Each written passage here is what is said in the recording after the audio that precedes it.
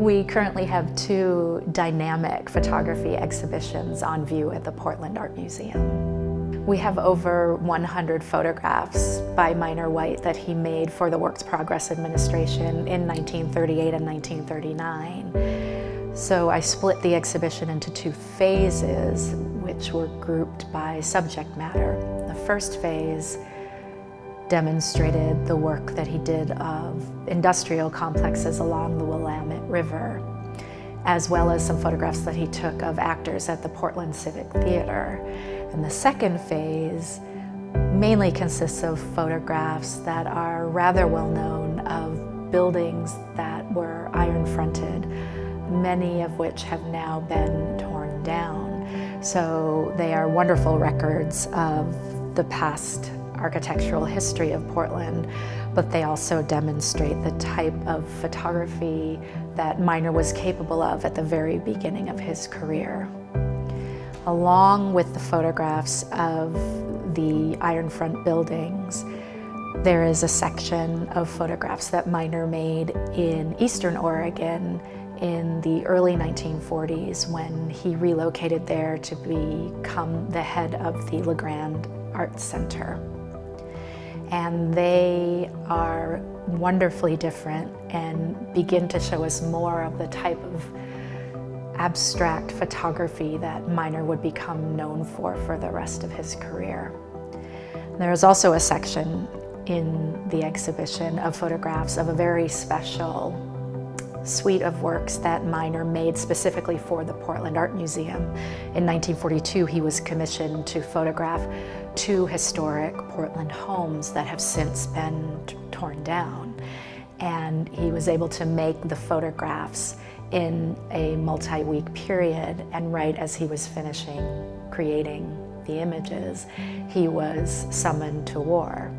So someone else at the museum had to print those photographs for the exhibition of the historic home images that went up that July.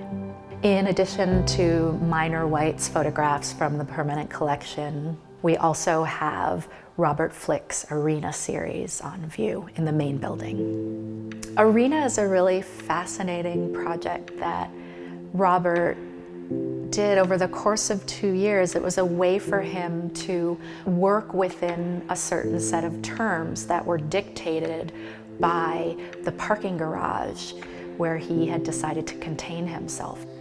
I think it's always important to expand the parameters of some of our exhibitions whenever we can, in order to think about what lies beyond that exhibition but is also related. And it's so important and wonderful to be able to look at automobiles in isolation, but I think we also need to look into the ways that the automobile shapes our behavior and even shapes our architecture and shapes our culture. So a series like Arena is a perfect way to move forward in time, look at a city like Los Angeles where the automobile is a critical part of the culture and very much of the architecture that has grown up in and around that city. And it's a way for us to explore a normally ignored facet of car culture. We don't take a lot of time to look around when we're in a parking garage. It's a means to an end. So for Robbert to spend 2 years looking at the lines and the shapes and the way that light gets in, the way that light doesn't get in, the way that people might move around the space, when in fact all the photographs he made, there are no cars visible at all. I hope that Robbert's photographs extend the experience of The Shape of Speed in a way that people may not have been expecting.